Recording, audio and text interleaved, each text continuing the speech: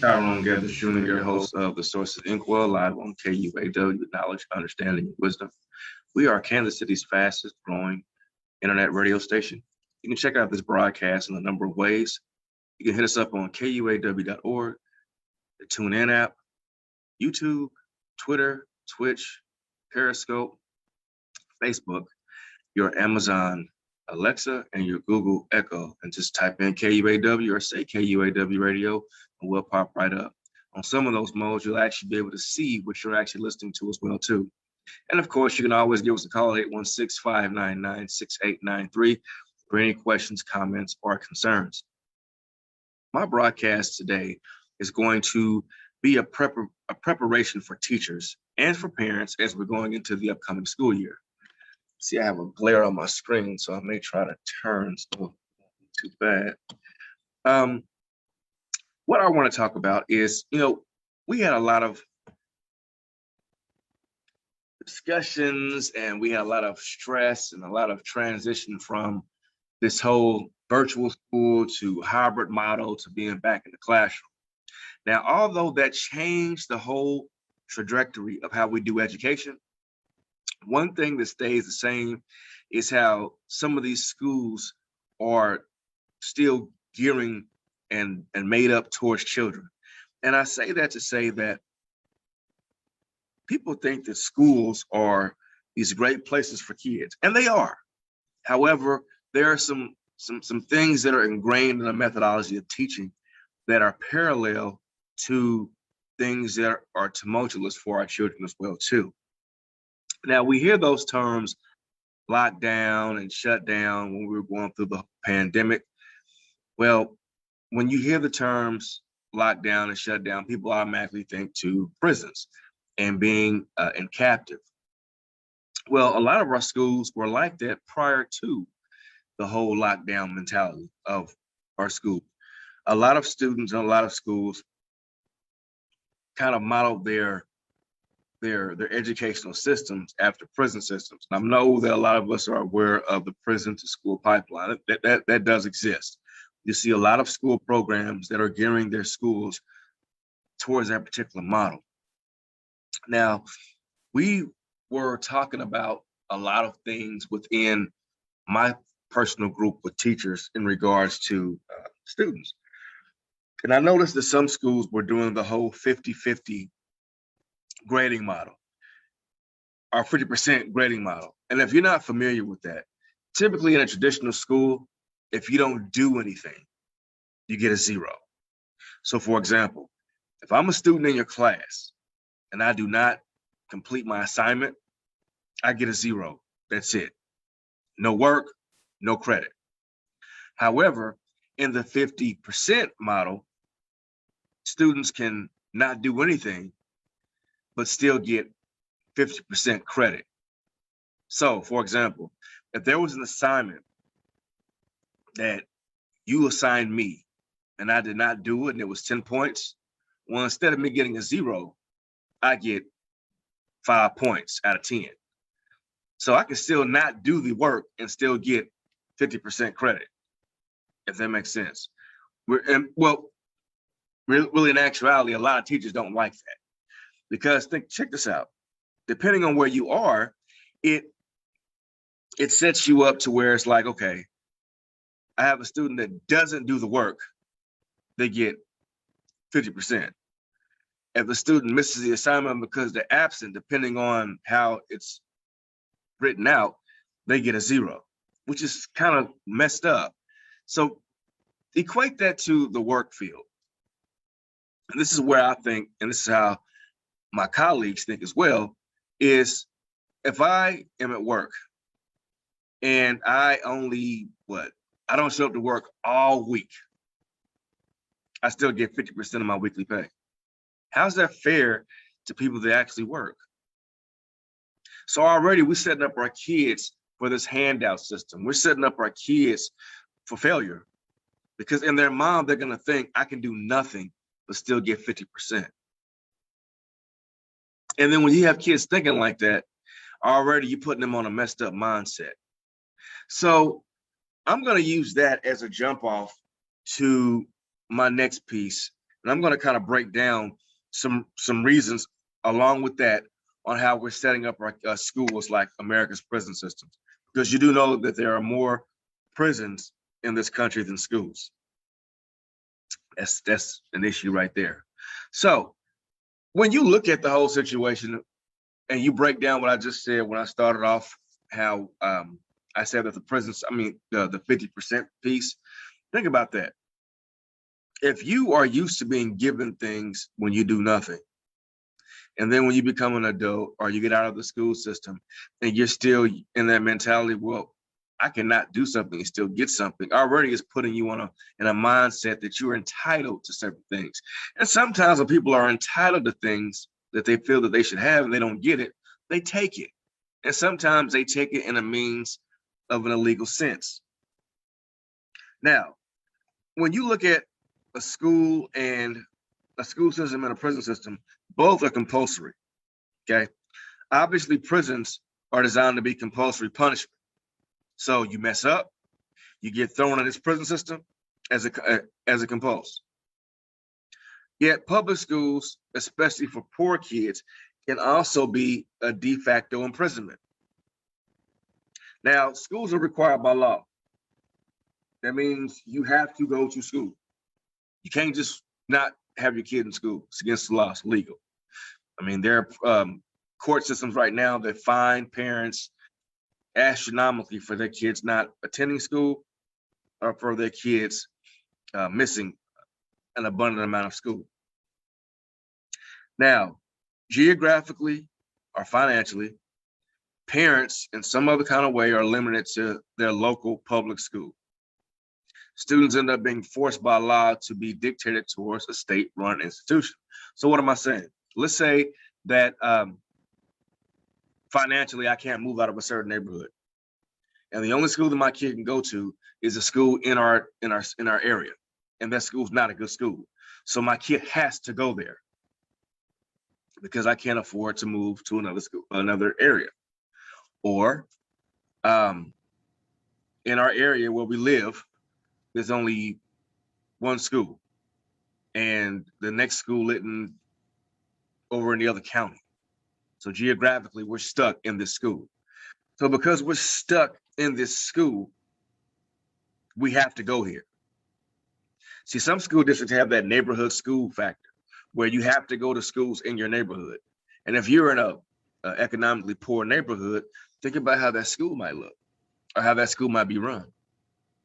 Because see, a lot of people in this country like to equate crime with low income. Like pretty much they feel that everyone is low income commits the most crimes. But this past summer, I've been looking at the news, and we have a very high tax bracket in a particular suburb around here. And there's been more crime over there than anywhere else. So I think my aunt said it best: crime knows no address. Okay, so it's worth to mention that there are vouchers that kids get to go to certain schools, and there's certain support that parents can get in certain schools too, if you have that lack of choice within your particular school. When I say vouchers, sometimes I know we had a school system here that became unaccredited, and students were wanting to migrate to other school systems. So the state gave their parent or gave the schools vouchers to accept these kids from other school districts. Also, there are certain means of assistance in some of these low performing schools too. So you got to kind of look for that also and see what they can offer you. Now, some schools do offer that, but other schools, they may not. So you may want to look into that too. So when you go and you're forced to go to these particular schools, you might want to ask, okay, is there a way my kid can get a voucher and go to another school? Or is there some resources that you have for us in this particular school system? If not, then that's a problem, because they're telling you this is where you're going to go, this is where you're going to stay, and you're going to accept what we give you. And that's not good. All right, next one, overcrowding is an issue. Now, there are some schools that if you look at the state may mandate how many kids can go to school or inside of a classroom. In the state of Missouri, it is 35 students per one teacher. So I can have 35 kids in one classroom. Now, some people think that's not a big deal, but if your classroom is the size of a living room, a standardized living room. Think about 35 kids being up in there. I had an overcrowding issue, and we had kids mandated on COVID. So when I was trying to do the social distancing, it was an issue there. When I went to another school district, this teacher said she had 39 kids in the classroom, and that's over the state requirement. And she was afraid to bring that up to her school system because she was afraid that she'd get in trouble. I'm like, nah, that's nothing to be afraid of. Your school district is going against what the state is telling you to do. So they're on your side. That's another thing, teachers. Y'all got to know y'all's rights. I'm going to do another show about that too, because there's a lot of stuff going on in these schools that go against the law, and you all accept that because you're afraid to speak up. Think about the role model that you, think about the role model that you're setting in front of your students, being afraid to speak up. It's a contrast. But anyway, back to the overcrowding issue. In the case of prisons, the drug war, and we've already talked about how certain drug offenses shouldn't even be federal offenses, which I agree, and other misguided prosecutions of nonviolent offenses has unleashed a torrent of criminals in the prison system. So you have some people who are thrown in just to for numbers, because you do know, just like in schools, the more kids you have in school, the more money your school gets, theoretically. The more inmates in prison, the more money that prison gets. Now keep in mind, you have more privately funded prisons than you have federal prisons. Now, in the case of schools, the aforementioned herding of young Americans to local public schools creates the same result: overcrowding. And note, I did say herding. They are herding these kids. They're telling you where to go, and they're corralling our students in these school buildings. And as they're corralled, that's where they're stuck until they're overflowing over. Now, the intelligent policies to reverse both problems will be the decriminalization of nonviolent offenses and school vouchers. So in prisons, hey, if you're doing a crime that's nonviolent, then decriminalize it. Give them something else.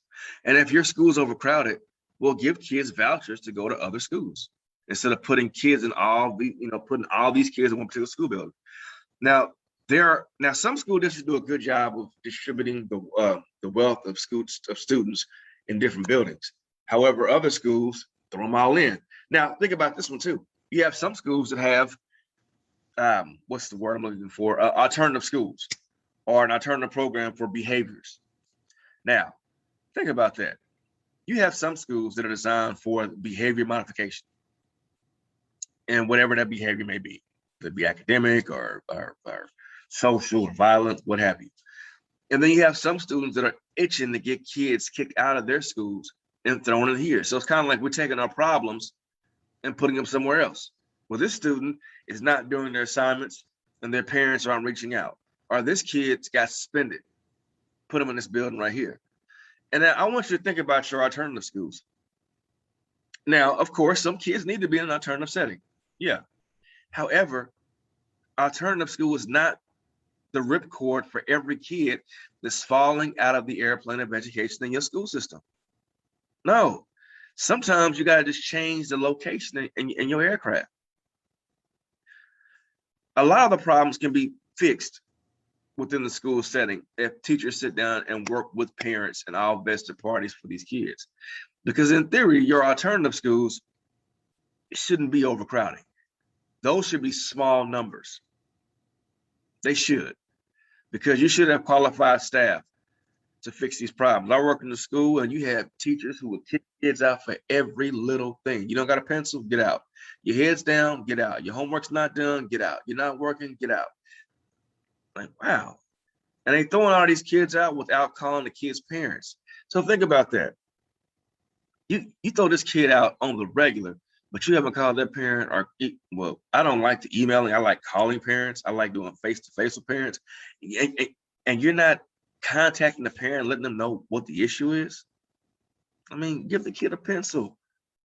Now, if it's an ongoing issue, then call the parent. Hey, look, your kid is constantly doing these little things that will eventually grow bigger. Nip it in the bud. And then you won't have all these issues like your ISS room being crowded.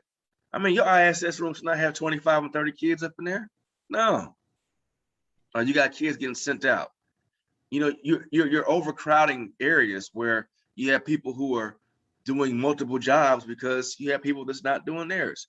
So if I know I kind of got off on another tangent, but it does kind of go into the whole overcrowding too. You need to look at how you can distribute the wealth of your students evenly across the board. Don't put them all in one particular room. And also principals, your strong teachers, stop giving them all the challenging kids because they're not, I mean, yeah, they do their job well, but you can burn them out. And when you burn them out, what are you going to do? Okay, both are prone to violent insurrection. Of course, if you have a lot of people together, that creates tension. It's like think about going to a club. If you've ever been to a nightclub, I want you to answer this question. If you have a room with a capacity of 100 and you have 20 people in there, are you gonna get a lot of fights, a lot of tension? Probably not. I mean, you are, but probably not. Versus a capacity of 100 and you have 125 people in there, you're more than likely going to have the fights and the aggression and the overcapacity place. Because see, people, although we're social creatures, we like our space. You know, I like to think about married couples. Now I know you love your wife, you love your husband. You do, of course you do. However, sometimes when they're not in the bed next to you and you can do this, feels great. It does. It does. Because every now and then you need your own personal space. So if you're in the classroom and you got kids all stacked up on each other, or if you're in a prison, we already know what happens in prisons. You got that violence. Something's going to pop off. So in case, you know, both prison breaks and school shootings occasionally, but not infrequently, stir public fear on the nightly news. Now, when either occurs, blame is usually spread liberally and often misplaced. The state should be at least partially faulted for its overweening presence, yet an inability to effectively maintain peace. Now, the more people you have, the more likelihood you're going to have for violence, for tension, for war. And like I said earlier, evenly distribute your numbers all across the board. Don't put everyone in one particular room. I don't care if Mr. Such and Such is the best teacher. Don't put all those kids in that particular classroom. Separate it, spread it out. Because you're gonna wear down the situation. You're gonna wear down the levees. Now, insurrections can be prevented when prisoners are correctly controlled. School shootings can be prevented if kids are effectively taught right from wrong. Now, in that particular sense, I can kind of see the parallel that my notes are going on. But one thing you got to look at is think about the bigger picture here. Give people their own personal space. Now, I'm wearing a shirt. No, I am wearing a shirt. It would be very uncomfortable if I had someone else in my shirt with me. Because if you got people fighting over space, it'll be a tug of war. And people will feel that things are being taken from them or things are being withheld from them. Or, right? So if you got that going on, that creates friction, and that friction creates a fire that if it rages for too long, it'll be hard to put out. So again, that goes with the overcrowding of the space. And also in these schools, put people in place that can diffuse these situations versus adding alcohol to it and making it blow up even further. So it's gasoline. So keep that in mind too.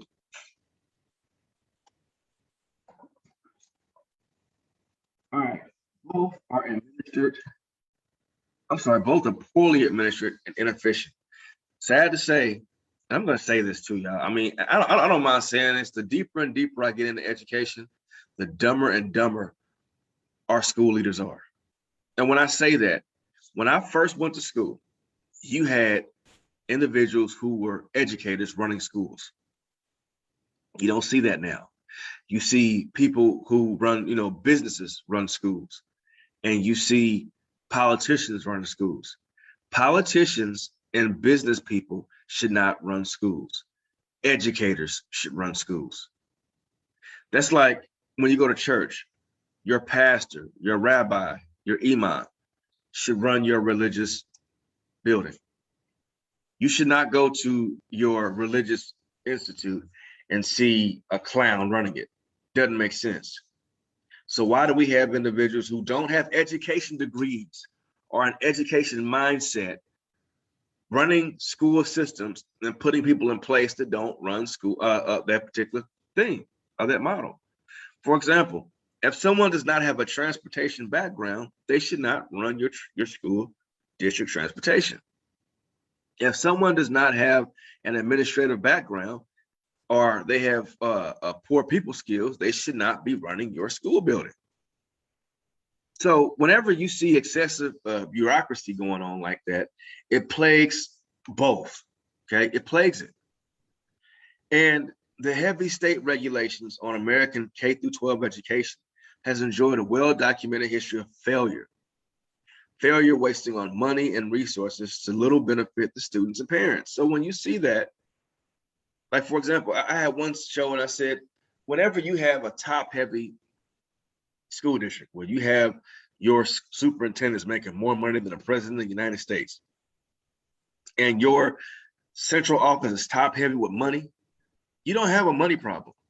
You have a money distribution problem. And when you have a money distribution problem, then your facilities will suffer. Your resources will suffer, just like in the prison system. It will suffer. So the money's there. You got to ask for it, teachers, parents. Get that money for your students. Because don't sit up here and tell me that our school doesn't have money to get this fixed, and you got someone who you don't know what they do making all this money. I want you to do a checklist. If you don't know what every person does in your upper administration, that means your superintendents and their cabinet, then something's an issue. Something is an issue. I remember I worked at a particular institution, and we eliminated a resource. And that resource was able to give someone a job. So, for example, there was some kind of perk that we all was getting. And it was a good perk, but it wasn't a needed perk. So what it was the organization funded breakfast every day for everyone. So like you can go and get a free breakfast. And it wasn't just continental. I mean, it was pancakes, it was eggs, it was quiches, all that stuff that you would see. And, the president and CEO of the company said, you know what? Do we really need breakfast every day like this? I mean, yeah, it is helpful, but do we see a lot of people in there eating breakfast like we do with lunch? And really, be quite honest, let's look at how we can cut on cost. So they cut that cost, and it turned out that the free breakfast was costing the company 45 to 50 grand a year. He said, let's cut the free breakfast and use that money to have a salary for somebody. And they was able to give someone a job. So that's the distribution of wealth. So in schools, you walk up into a school building that's falling apart, but you got somebody, with a credit card with enough money to fix that, but they're using that money to just flaunt around. That's not cool. That's poorly administrated. It's poorly administered and it's inefficient. Now, countless cases of prison crimes take place, and they're reported each year at federal penitentiaries. Yet prison officials do little to curb the problem, just like in our schools too. A lot of stuff happens in our schools, but you don't see much stuff happening. You see things happen to put kids more in that prison mindset. We had an intruder drill one time. And I'm like, man, you walking through this school with this pistol making this gun sound. Pop, pop, pop, pop, pop. What's that putting in the kid's mind? I mean, I understand shock and awe sometimes, but I mean, if you got a kid that's not used to hearing gunfire like that, why are you walking in a safe place or a supposed safe place for a school, walking around firing off rounds? Boom, boom, boom, boom, boom, boom. So now you got it in their mind. They're gonna be scared to come to school. And I mean, and parents, that's real. I mean, like my son, I'm not saying I have a perfect household by no means, but there are just certain things that my son does not see, and I don't introduce him to. And if he does need to be introduced to it, I need to introduce him to it. So schools, when schools are doing these drills, you might want to look and see what all this drill entails, because it might be introducing certain things to your kids or a level of fear to your kid that they shouldn't hit yet. Pre-K and kindergarten kids shouldn't have to know what gunfire sounds like in their schools. All right, let's see what else. Both assume one solution for every individual. Okay, both assume one solution for every individual. Now, the U.S. justice policy incorrectly assumes that incarceration will solve many problems. All right, so pretty much they think that you throw someone in jail, that solves the problem of drugs, gambling, and other violent crimes. The U.S. Department of Education assumes that federal and/or state government standards should apply to every student.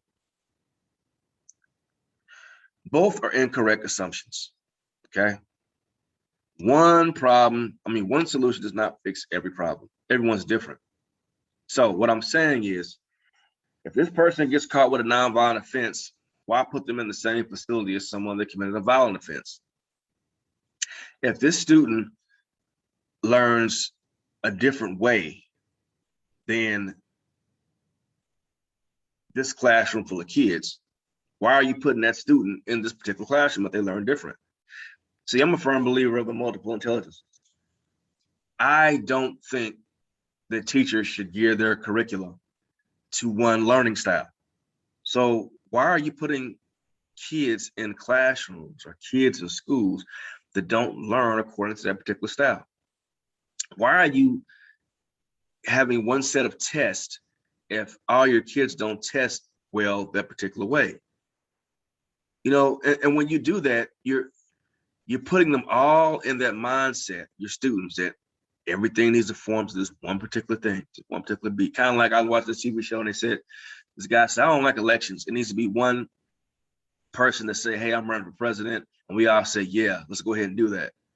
Now, of course, that works for him, but that does not work for everyone, okay?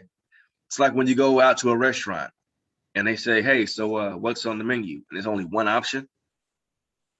Everyone don't eat that. It's a menu, right? So why can't education be a menu for our kids? Why can't kids have a selection on where they can go? Now, some areas, it's easier for kids to select what school they want to go to. Many areas, it's not, and they're not good. Same thing for crime offenders. All right, you commit this nonviolent crime. Well, we're going to throw you up in Leavenworth. Whoa, the federal prison, all I did was, steal some groceries from the store.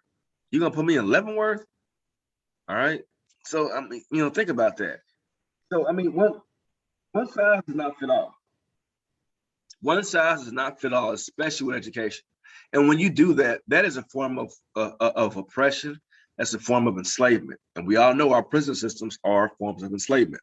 So if I'm sitting up here thinking, hey, I have all these kids from different races, religions, educational backgrounds, different educational strengths and needs, I'm going to put them all on this one curriculum.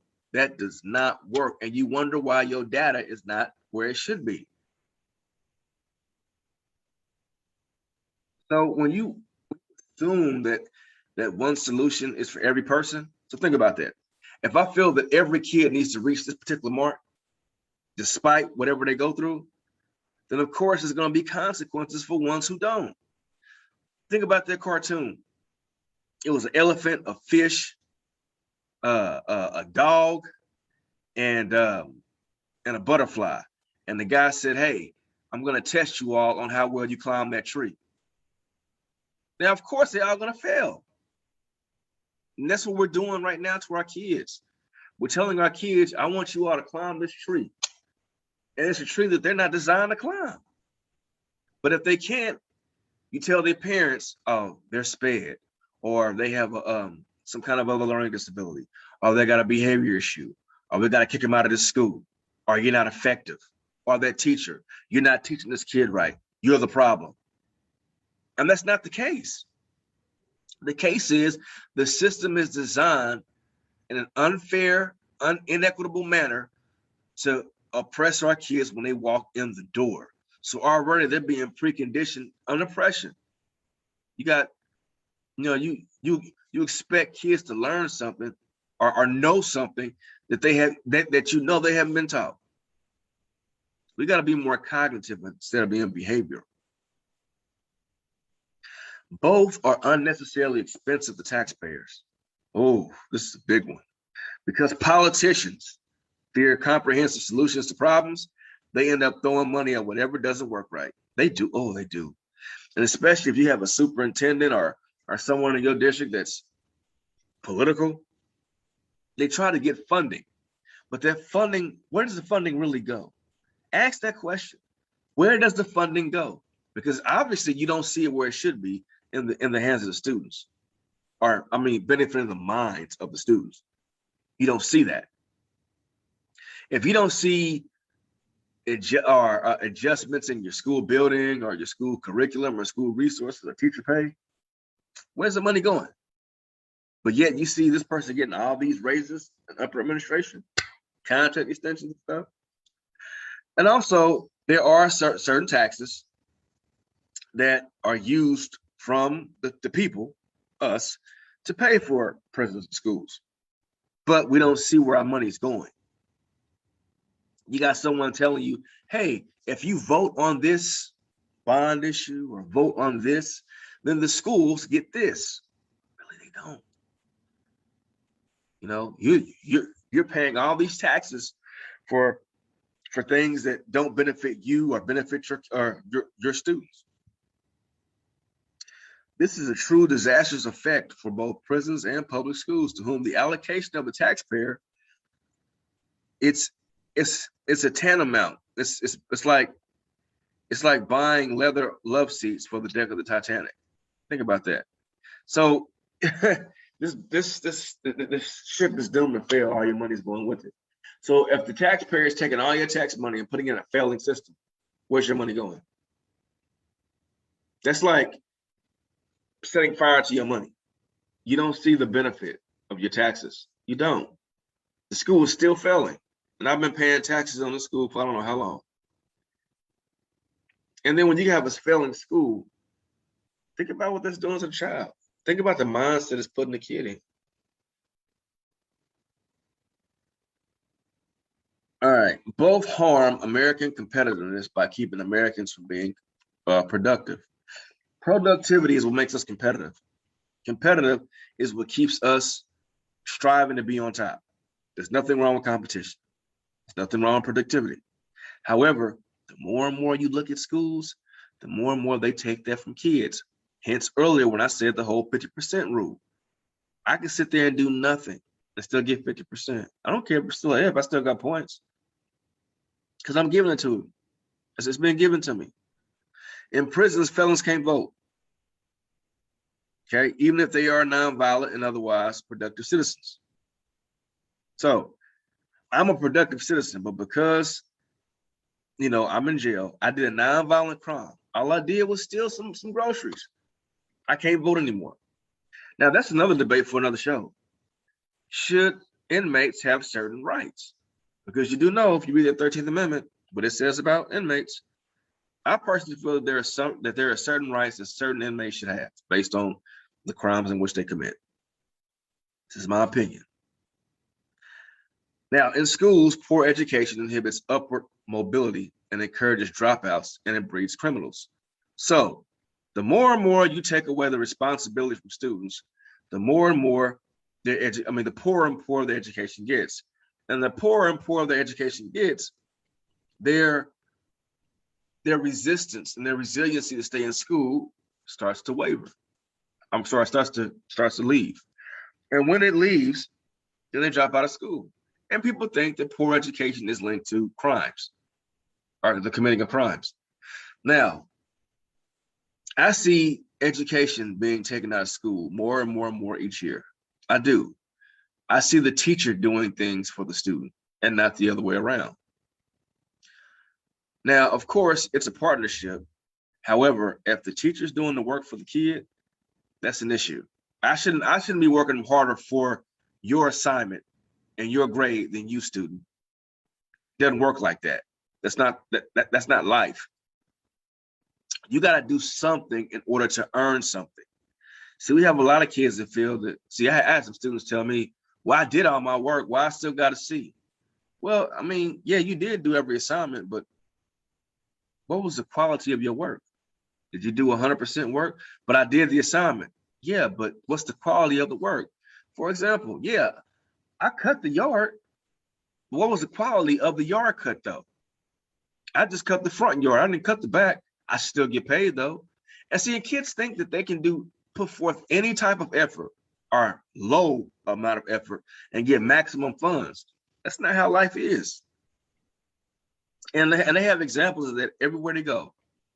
Think about it.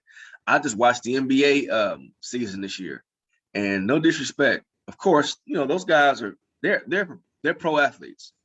So I'm not gonna say I play better than them. No, there are some individuals. If I look at the effort that I see now versus when I was a kid watching basketball, I'm like, are those guys really deserving of those contracts?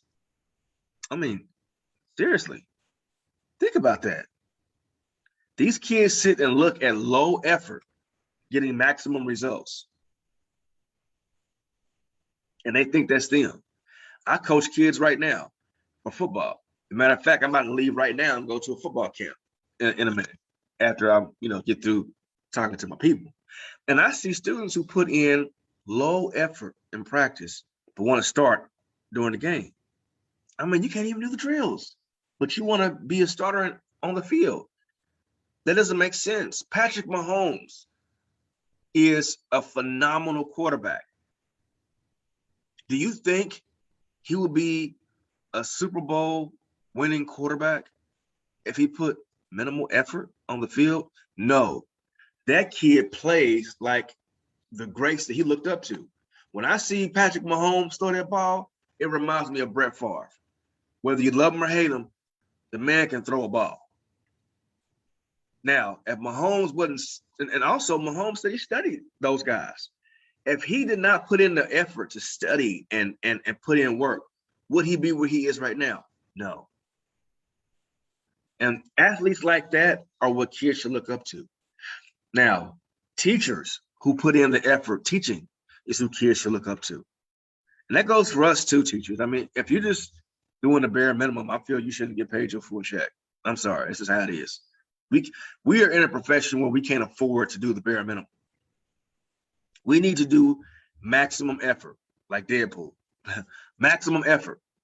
That's what we need to do. And if we do that, then we in turn will get maximum results. It's that simple. It's all about probability. And when we're not instilling in kids to put forth their best effort, they will not give their best effort. And if they're not giving their best effort, that puts them in a sense to where they feel that they don't need to give it. And then it comes with disastrous results. Okay. We're almost done here. Both are institutions often internally ruled by intimidation and violence. Ooh, in prison, you're ruled by intimidation and violence. Okay, fear. I'm going to do this to you if you don't do this. In schools, I'm going to do this to you if you don't do this. Okay. Yes, kids can be intimidated by their teachers and by their administrators. Yes, teachers can be intimidated by their administrators. Yes, administrators can be intimidated by parents. Okay, it's across the board. You should not rule by fear. Kids should not walk in line and then when they step out of line, they're afraid of what's going to happen to them.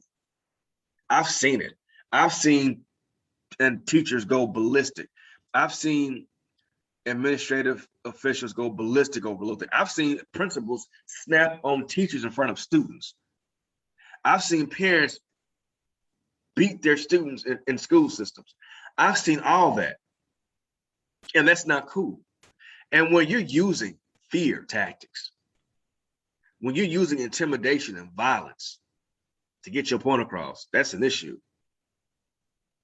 You know, these tough and callous inmates become leaders in prison, okay? Because of that. You have kids become leaders in that. That bully mentality is real, okay? There are some teachers, there are some schools that allow that stuff because they feel that it mitigates and takes care of the problem itself, and it doesn't. You got kids scared to go to school because they feel this kid who's not checked because they cool with this adult, it's okay. You know, you shouldn't let individuals like that have the keys to the car.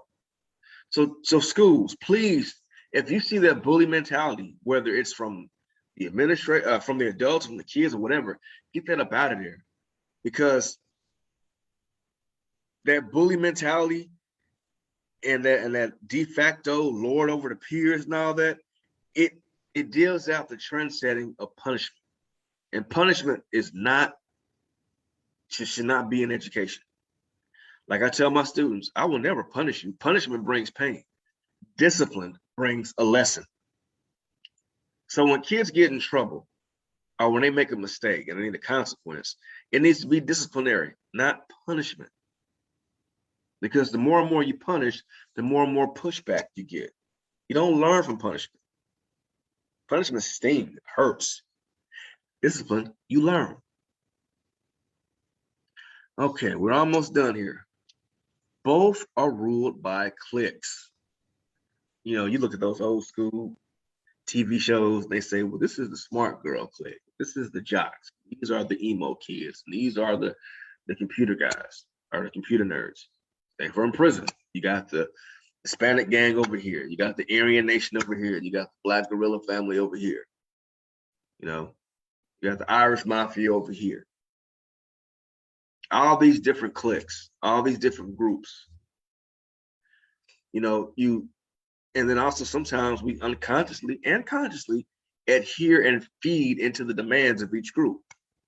And if we're thinking about the keyword is feeding, if one group is getting fed more than the other ones, then they're quote unquote seen as stronger, or the other gangs seen, or the other groups feel that we're being malnourished. And if we're being malnourished, we're being overlooked, and that creates friction. So when you have, like, for example, teams in your school building, make sure that everything is being evenly distributed. All right, make sure one group is not being looked at more than another group. You don't want to do that, because that can be an issue. Because like I said, in that photograph of your school, if a student feels they're not represented in that photo, they will react.